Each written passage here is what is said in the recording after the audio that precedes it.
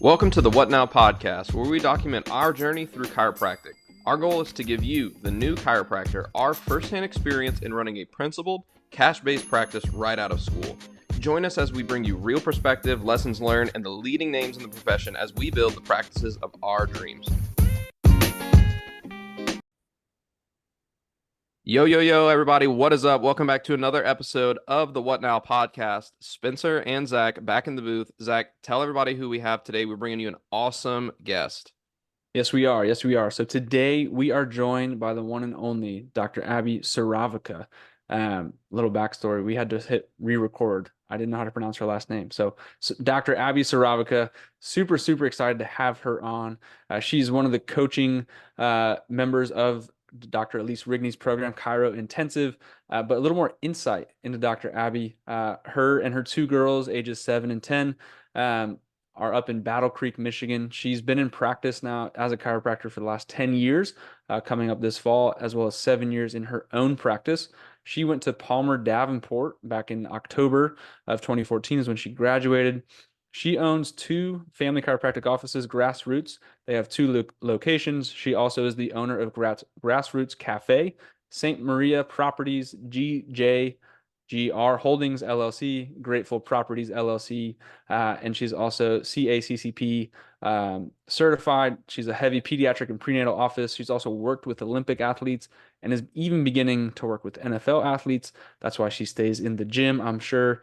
But more importantly, she is wholeheartedly an entrepreneur that just so happens to also be a chiropractor. She loves learning how to support the body to heal and the business owner to be building out their best life within their company versus working for their company. It has always been a goal of hers to build multiple avenues of her revenue, and she truly believes for us to make a change within health, we have to have healthy, successful chiropractors with lots of well-being and support, finances included. Welcome to the podcast, Dr. Abby. Thank you so much. Thank you. You crushed it. You did the last name perfectly. A lot of practice. I was just constantly back in my head as we hit re-record was saying that. But welcome to the podcast. I want to take a little different spin, if that's all right with you. Normally we would do like a long intro, and I feel at times as chiropractors, we love talking about how we got started, and that can take up like the entire episode. But I feel like you have such a wealth of knowledge. When did you first realize that you were an entrepreneur stuck in a chiropractor's body? Yeah, good question. So I think it's when I went to start my own practice and I was in negotiation to possibly buy a practice, and I wanted the building. Like, you guys, I wanted the building, and he wanted to sell his practice alongside of it. And he's an amazing chiropractor in his 80s. And I just could not understand or wrap my head around why I would purchase his book of like clients, because I'm like, this isn't my demographic. I want to build it out in my own way. Like, this doesn't hold a ton of value to me. And I started to reflect on like, well, what does that look like? What is it? What does it mean for a business to be valuable? What does it mean to purchase a business? And what do I want to build? And then on the flip side, it started to get my brain turning of like, well, what is a valuable exit point? What is a value when you get ready to retire? And I started to realize that my brain was working more in business than it was just solely in, oh, cool, I want to practice. I'm going to buy this practice and be a chiropractor until I retire at the end of it. Yeah, so in terms of that, like I think we talked about it on a previous episode, but that was like a big switch in me too, is like, man, I thought I always wanted to be a chiropractor, but really as we dive more and more into business and building teams and building systems and all those things, like I fall deeper in love with that. So, but a lot of people say like, oh, where did you learn those things? So what were some of the like key contributing factors that developed you as a business owner and entrepreneur? Great question. So kind of like going off of that is I ended up purchasing the real estate. And as I started to learn the real estate side of that, what that cultivates value wise, how I package that, it started to be able to open up asking questions like, well, how do I package this into an LLC? And then what do I need as my chiropractic LLC? Questions like that, along with the biggest thing, honestly, is putting myself at tables with people doing that. So the past, I would say 2 or 3 years, I really focused on, I almost like went ghost out of the chiropractic world, honestly.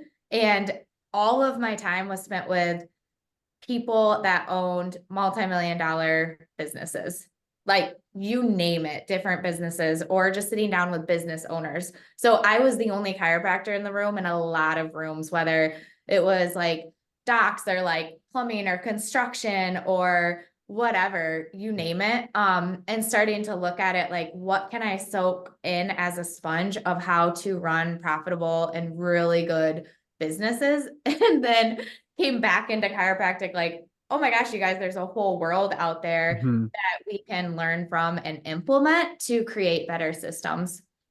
That's great. That's great. And something Spencer and I talk a lot about too as well. But with being that sponge, what were when you reappeared after you came out of your ghost mode, um, what were maybe two or three of those things that you immediately were like, why is no one talking about this from a chiropractic lens? Like, why are we not implementing this into our businesses? What are two or three of those things that you noticed and started to implement with your team? Yeah, absolutely. I think being able to take ourselves out of it. Mm. One thing that I've always noticed is it's like Dr. Abby Family Chiropractic. Mm-hmm. So even in the names, right? And when I was in school, I knew I wanted the name grassroots because the whole idea behind that is it's a grassroots movement for the people by the people. So Mm. a lot of times the things we're speaking to, we're cash only too. So we're out of all of the sick care systems or the ability for those systems to tell us how to care for our patients. Mm-hmm. But when I look at that structure of Dr. Abby Family Chiropractic versus constructing something that my goal was to be in a coffee shop one day in the corner, being able to read a book and everyone buzzing about this thing called grassroots, or going and visiting these businesses and having zero idea that I am the owner of it and half the block, right? Like that's always been my concept of what I wanted in my head. So fast forward, it's like, I think sometimes we block our own goals from happening because we put too much of ourselves in it. Not only in chiropractic, but in business in general.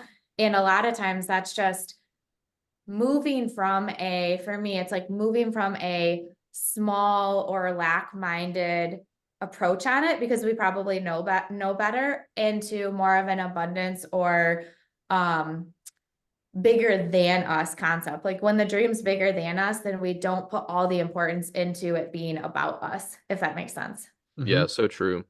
To kind of spin off of that, well, as we are moving through our journey as entrepreneurs, like there's levels to the game, right? Not everybody is meant to be like a practice owner, right? And not every practice owner, not every like person who's really good at running a chiropractic business is good at running other businesses like real estate and stuff. So in your coaching with Chiro Intensive or the people that you interact with, what are some of the qualities that you see are people who are like those top level entrepreneurs rather than people who are like, oh, they're just good chiropractors? Yeah, and I think that's twofold. Like the more I learn about it, I had an aha moment on that, you guys, where before I was like almost playing small because I was like, everyone's going to want to do this. Why wouldn't everyone want to do this? Of course they're going to want to own a business. Of course they're going to want to run this, until I realized that like that's actually my genius zone and my special sauce, and like it never turns off. Hmm. And that's my ability to step fully into that and create a space for most people that really want to step in, clock out, step into an awesome work environment, be an amazing chiropractor. When that switch went off for me, where I realized like, oh, this is not everyone wants to be a business owner, that was super duper helpful. And that's okay. Like we need really awesome like intrapreneurs, right? So we have our Yeah. entrepreneurs. We need amazing entrepreneurs to be Hmm. able to bring these visions to fruition. Along with like that is just as important as the entrepreneur too. So that's really, really like standard for me to start to cultivate teams and positions where we don't romanticize the CEO or the Yep. entrepreneur too much, but we actually look at it as like, wow, that just the same way, like there's no right or wrong. And just the same way that we're wired this way, we're so grateful that everyone's wired differently on our teams. What I do see with the people that seem to be wired this way, and I'm coming to learn myself in it, is because I've always felt a little bit weird. You're a doer.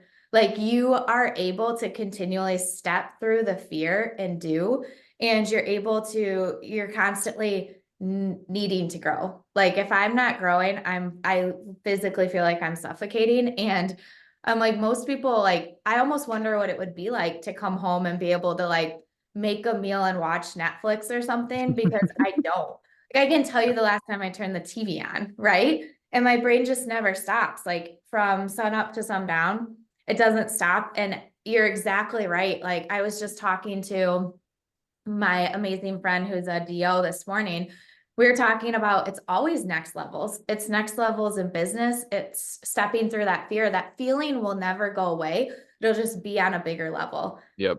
And the example I gave her this morning is like new docs coming in and having to adjust like a very well-known medical doctor, or like when I was in California and I was adjusting like Stanford professionals or neurologists, you get a little like, oh my goodness. And then that feeling goes away because you do it. And the only way through it is to do it. The only way to master it is to be a beginner at it. The only way to get better at it is to go for it, and it'll just get larger. And then I was telling her, even starting with these NFL athletes, I'm like, it's fine, Abby. The body's worth only like $2 million and you're about to play in the Super Bowl, but everything's fine. Like I've done this hundreds of thousands of times, and still you have that moment where you're like, and then you just go, hey, it's not about me. It's literally not about me. And as soon as you go back into that state of like, I'm here to serve, I'm here to step through this feeling, the more you just get used to doing that.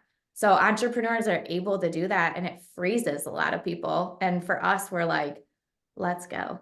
100%, 100%. And when you were talking about getting ready for the NFL athlete, I get to coach or teach Tri-4s. They're currently in Tri-4. So I teach a group of Tri-4s like every other week.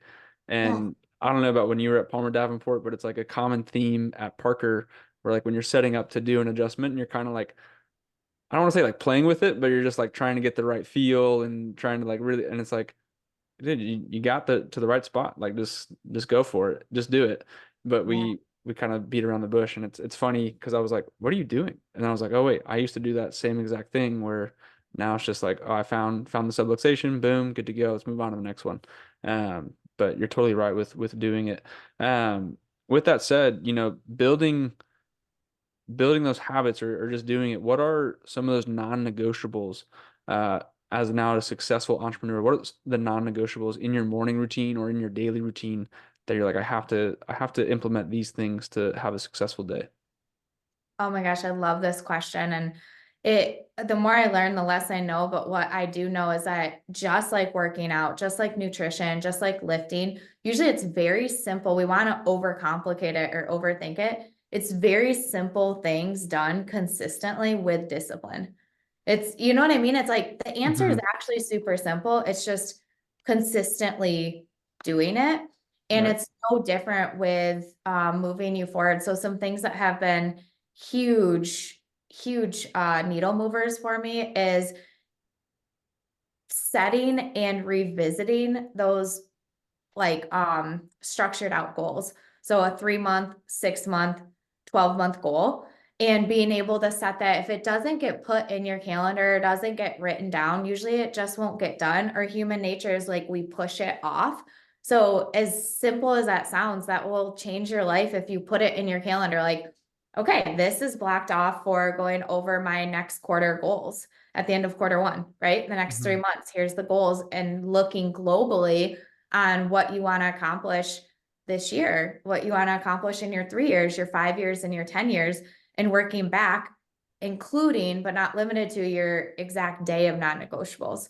So my big growth process has been, the next level for me has been running teams, because not only do I have 4 docs with me in the 2 locations, but we also have different businesses as well. So we've got rental properties. We work with other companies where their teams are coming in to accomplish things within my companies.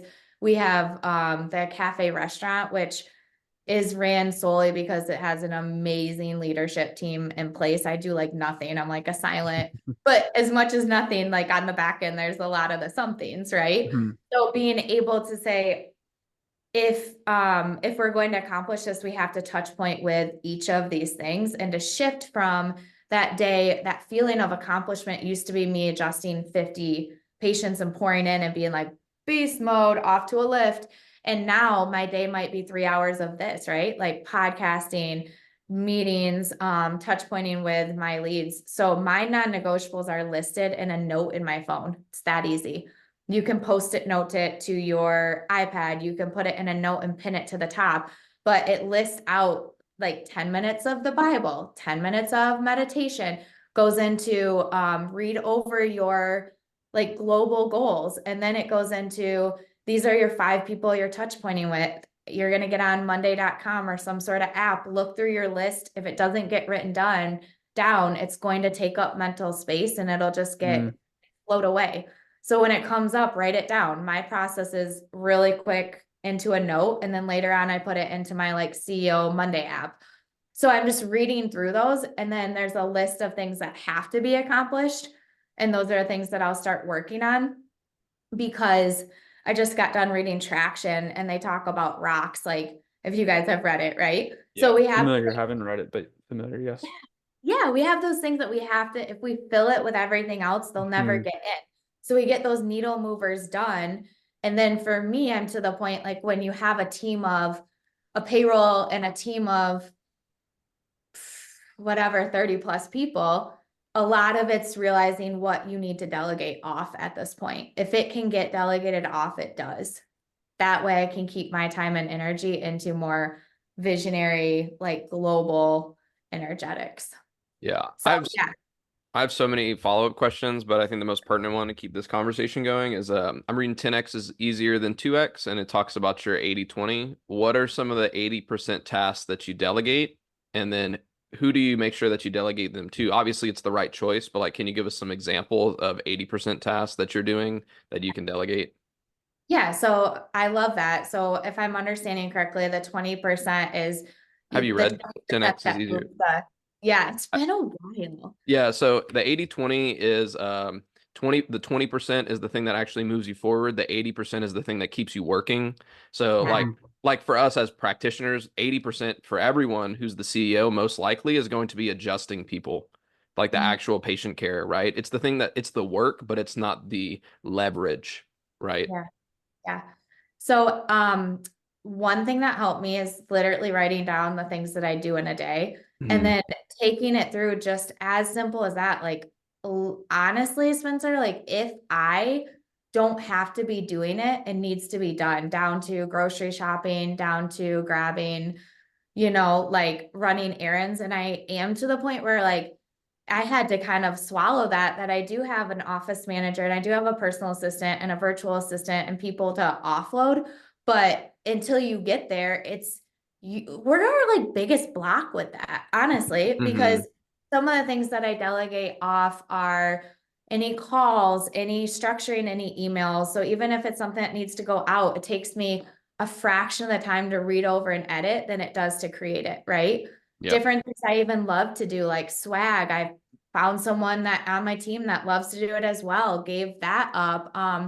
Any outgoing like emails, things going in, any of my back end editing, I got a virtual assistant to do that. So it comes to me to just I do like my stories and stuff like that, but I want to offload, like right now I upload a lot of my content and I want to offload that because that's on frankly like not the best use of my time. Um Automating things are really really powerful. What else have I off? I mean, literally everything that comes my way, if it doesn't need me, I'm offloading it.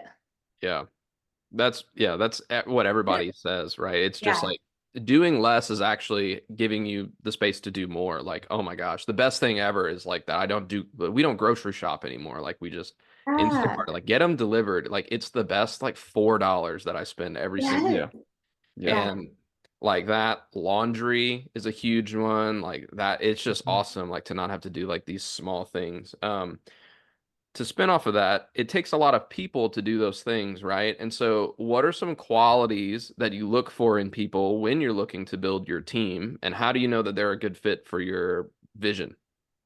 Yeah, absolutely. So the qualities that we look for are like an all-in that we call it like hardware software, that the hardware is that they're willing to learn, they're willing to grow, they're willing to adapt. They are pre-framed that the you and the company here is not going to be the same in 1 week, 3 weeks, 4 months, and that we're all able to like show up and change, honestly. And it's an all-in mentality, but it's also a willingness to know that anything you can do, someone else can do too, and that we're going to train and help them get there so that we can move together further and respect, like respect. But I love that a lot of my team is different than me. You know, every Mhm. time we go through like a team building, I'm like this crazy squirrel outlier. And it's Yeah. great because we're super balanced and able to support each other.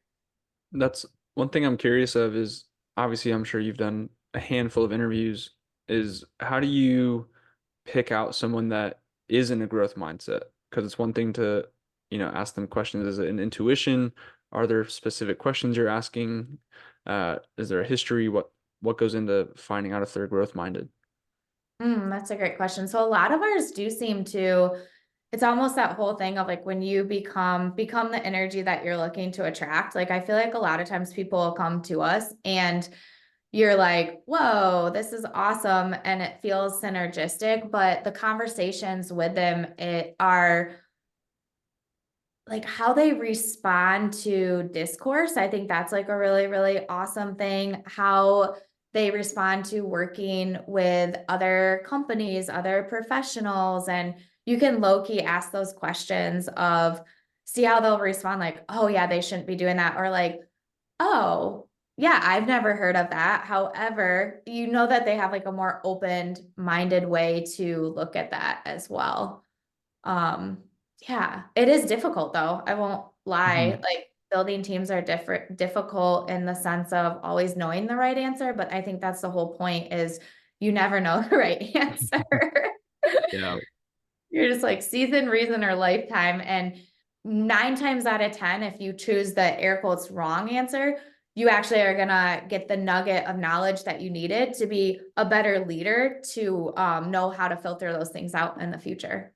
Yeah, they talk a lot about that in the 10x is easier than 2x being in the gap versus the gain. Like when even if you hire the wrong person, you're like, well, that was a good learning experience for me. Exactly. Right? Like that was still valuable. And that's where the gain is instead of being like, oh, these people stole from me and they ruined me and blah blah blah. It's like you have to learn that lesson. If Um, I feel like if you're in business too, like you're going to have people that break your heart. Like you just are. You're gonna have people that Mhm. wrong you. You're gonna have people that whatever. But like when you're staying in alignment with that, like you're always moving forward. And I say that even in like, I'm like, it's either gonna be a $500 mistake if you don't learn it. It'll be a $5,000 mistake if you don't learn it. It's gonna be a $50,000 mistake. So I just made a mistake with a real estate purchase and I was like, cool, I'd rather do that on a 500,000 than when I buy the $6 million apartment complex. Like, let's go, Mhm. like yeah, not, and I think that you start to hardwire that in your own head. And then you just like, that's how you'll always respond and, like process it. And that's expansive.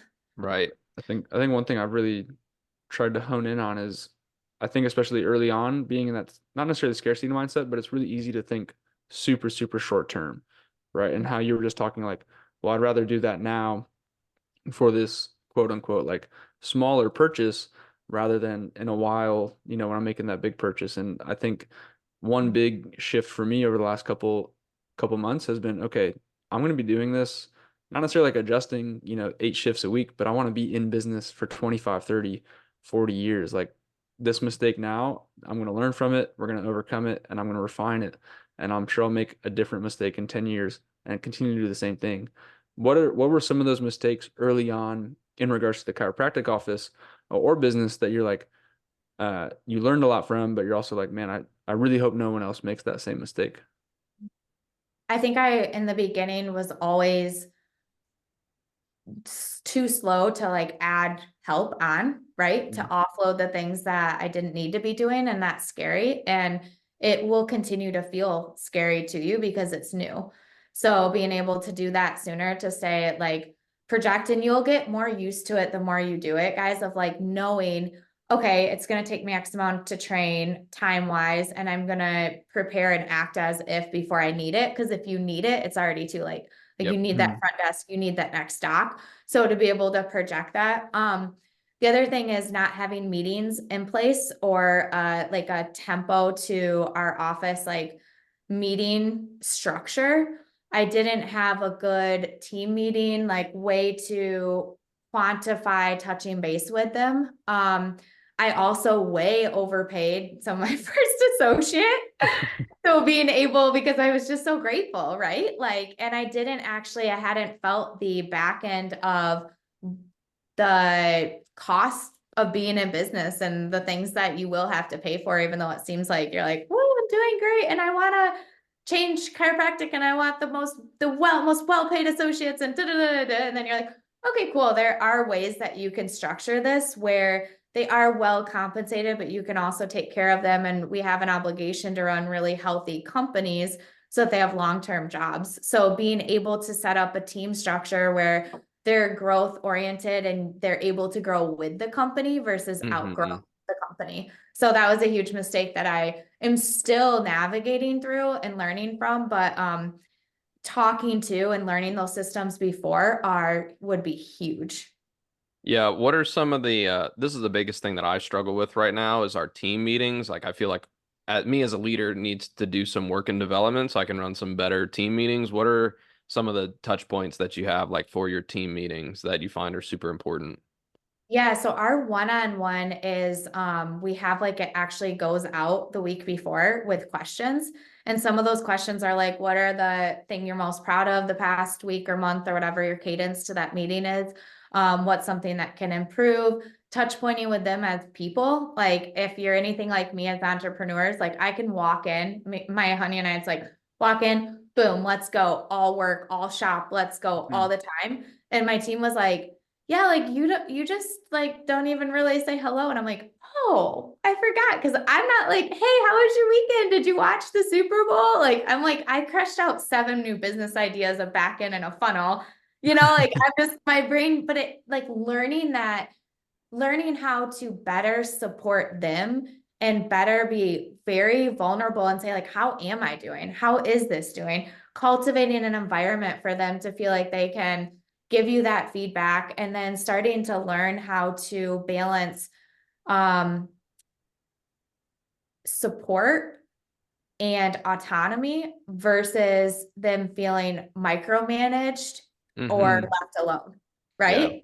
As a leader, it will be lonely at times because you can be working your butt off and have 32 people that are like, well, if sort of don't know what she does and dropping the ball and like that sort of thing. So actually asking those questions during the meetings, super duper helpful. And the other mistake I was doing is not having enough meetings. Like it was the last thing I wanted to do, honestly, was have meetings. And now through doing the hard things, I've realized how just important it's giving me all the answers that I actually needed. Yeah. There are like so many challenges that we go through, right? And there are like so many things, but what is your bigger why for doing everything that you do, growing your companies, building your teams, being a chiropractor? What's your like overarching why, and how has that developed and changed from when you started till now? Yeah, I love chiropractic, and my why started, as big as just being a pregnant mom and getting adjusted and being like, holy Moses, every mom should know about this. And every time I think that my impact is going to be big, and it is on those levels, right? It was big for me as a human, then it's big for each person I touch. But every time I get there, I realize like behind that is needing other chiropractors to have a place to work. And then beyond that is needing other chiropractors to like realize they can cultivate that place to work. And then beyond that is being able to be like, well, business owners should know that this can feel this way. And then, so it just keeps growing in that. And I've always, again, needed to be growing. So I've been more like the prayer of Jabez, right? Like expand my territory and allow me to continue to step into how I can best serve. So it's just like I always say, chiropractic chose me. I feel the same way about business. Like I feel like it just keeps sending me into, I never even thought like, oh, I'd want to coach or, oh, I'd want a podcast or these things. And it's like, who are we not to if we found the things that move us forward, which is the core of above, down, inside out. If it's helped you, there's someone out there that it would help them. And that's always been my why, is to just cultivate more good in the world. That's super good. That's super good and really inspiring too. So with that said, you were, I'm assuming, owning your practice for quite a while. When did you know it was time to diversify and step into other business avenues, and how did you go about that? Yeah, so I feel like I stumbled.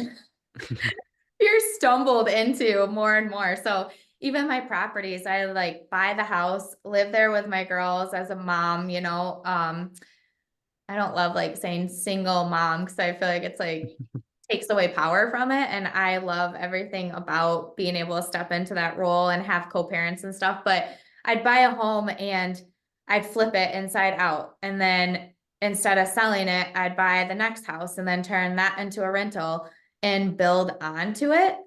So even bringing on my first associate, it was purely because I'm like, you guys, we can't take any new patients. And then a mom would call with a baby, crying on the phone. I'm like, get her in. And my team's like, you just said no new. I'm like, get them in. So it was just this aspect of like out of necessity until again, like before that clicked. And I was like, oh, actually, this is what you do really well. And then it worked because you'll feel it in your heart and you'll feel it in your gut. Just like right now, I have a Airbnb that I'm like, I swear this is going to work. And everyone's like, why would anyone need an Airbnb in Battle Creek? And I'm like, come on, I swear. And then you kind of start to doubt yourself a little, but you work so hard to keep this clear up here that you're like, the rest is noise. Just do it. If you fail, who cares? I've lived in my mom's basement. I can live there again. It's not that bad, and being able to then you see it start to work, and you're going to see it work. And then it's going to strengthen that trust muscle that you have in yourself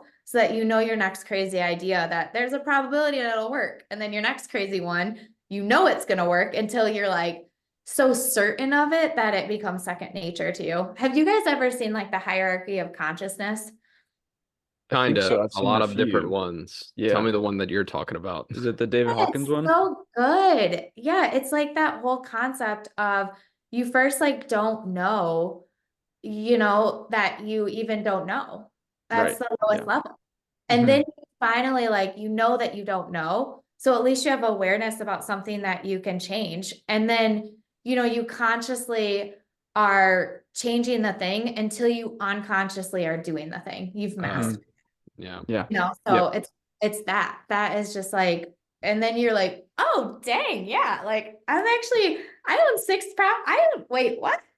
So just just keep stepping into that knowingness in your stomach and surround yourself with people that when you tell them, they're not going to be like, oh, isn't that too much? Like, isn't that like, are you sure you can do that? Surround yourself with people that go, oh, that's cute. You're getting your first 4 unit. Like, just wait till you get 1 unit. Like, Yeah.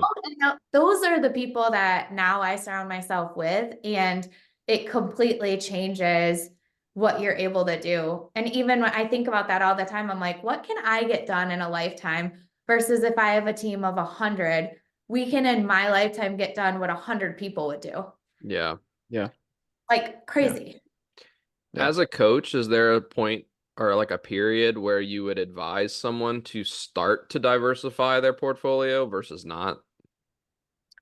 I think that like it has to come down to their true wants and needs, because it's like you gotta pull apart their why in it, because it's not easier. Just like a second location, it's not gonna get easier. Owning property, I love owning property, but there's plenty of work and hard that goes into it. So I think you start to get clear, and then all of the investments that I've made, which has worked for me, are multifaceted with like purpose. Like, okay, I want a lake house for the girls, and I also can make it Mhm. into a rental as well, or whatever that looks like as well. But I think when you start to get clear, everything systems are in place, and you start to go, no longer is it a problem making money. It's more the solution of what to do with my money. Then we can Hmm. start having those fun conversations about, well, let's talk about wealth building. And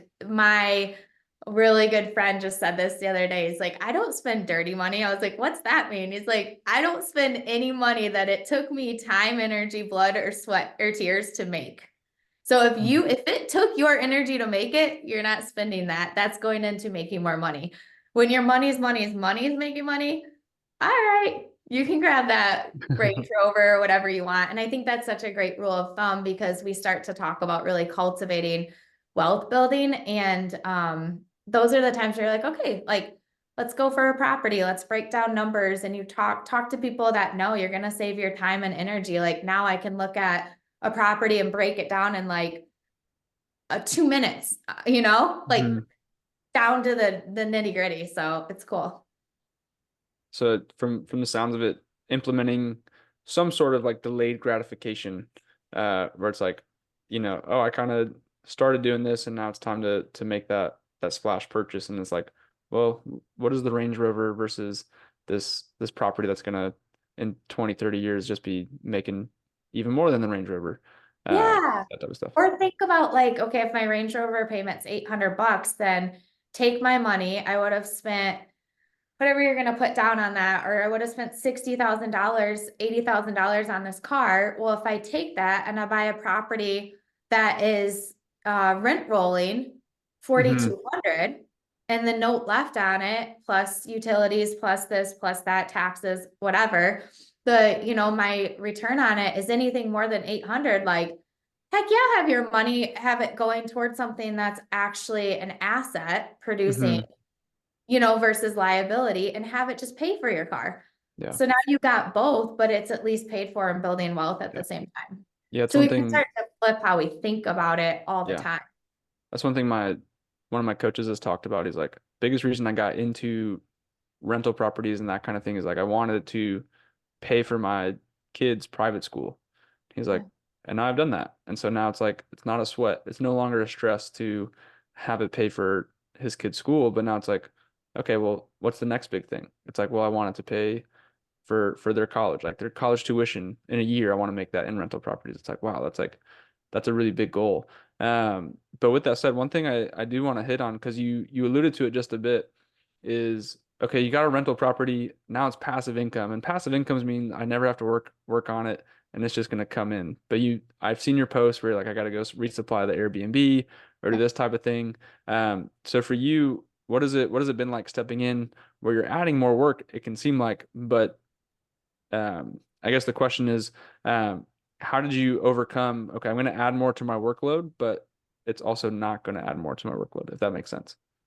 So usually everything I've done takes a period of like grit and discipline and pouring into it, but that that's going to go away. Like, even like a new business, the first year, like if you go into it knowing that some aspect of it is going to just be hard, Hmm. like kind of stink, like have challenging days, take more energy, time, and money than you thought, but you know where you're headed with it, then you get through those windows of it. And then like, I think that goes back into your 6 month, 1 year, 3 year, 5 year goals too. Like, even like what I just wrote out for my next 3.5 quarters, it's with purpose to get to that end one. So if I'm up doing these things at 5 a.m., I know it's building out a back end of things that are going to be reoccurring revenue in the future. And I also think you touched on something really amazing with that, is you're not trying to like pay for things. You're trying to cultivate things that take care of what you want in your life, like have them paid for, just like your mentor said to you, of instead of, oh, I need to make $500 more. Okay, how am I going to open up another avenue where it's bringing that in to pay for it, if that makes sense? Yeah, 100%. So, with all that being said, as we kind of wrap up, thank you so much for sharing. But before we get like to the very end, tell everybody where they can get connected with you and like follow you and stay up to date with what you're doing. Yeah, so the biggest is Instagram. So at Dr. Abby Sirovica, grassroots family chiropractic as well. And then for coaching and everything, that's all through Chiro Intensive, which changed my things doubled after doing Chiro Intensive. So that's why I'm like, yes, as you guys know, Dr. Elise is amazing. Everything she does, top tier. Surround me with the people, right? Like I said, that's our biggest thing. And surround us with the people that are going to continue to expand us and pour into us in that way.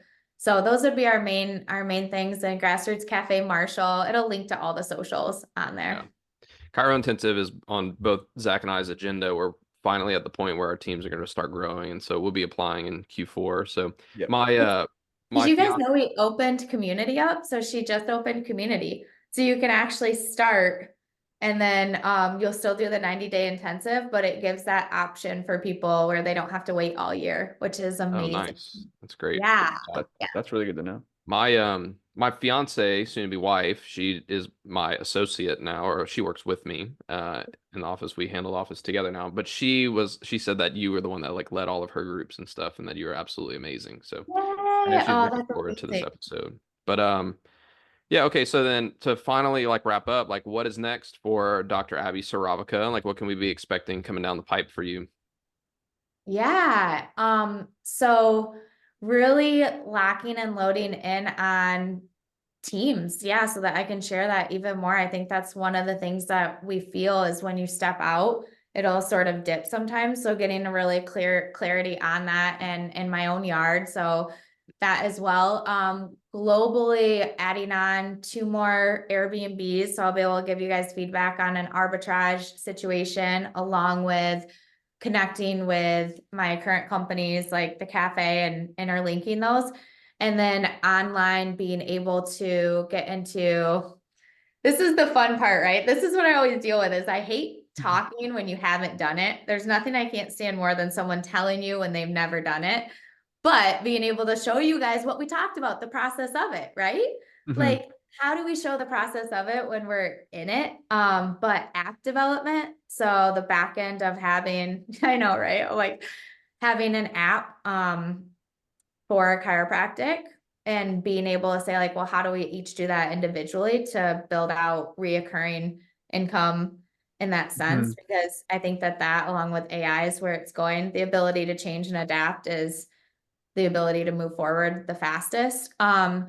Along with just cultivating more things that are reoccurring in nature. So you do it once, just like a book, just like a course, you do it once and you have it forever, being able to come back to you. So we've got lots in the pipeline on that and broadening, working with more elite people so that we can move chiropractic forward on a big platform too.